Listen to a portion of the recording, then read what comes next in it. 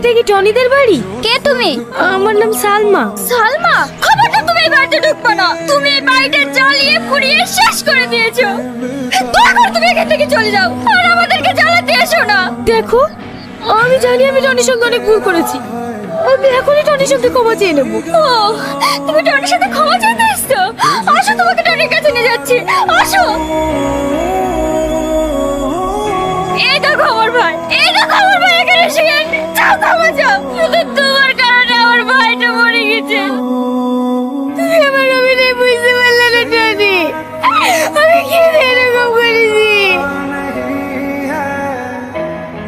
এই যে শুনুন, বলছি এটা কি সালমাদের বাড়ি? হ্যাঁ, এটাই সালমাদের বাড়ি।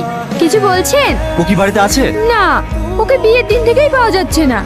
আপনি কি কিছু বলবেন? ও কোথায় গিয়েছে আপনি কি জানেন? না, সেটা তো বলতে পারলাম না।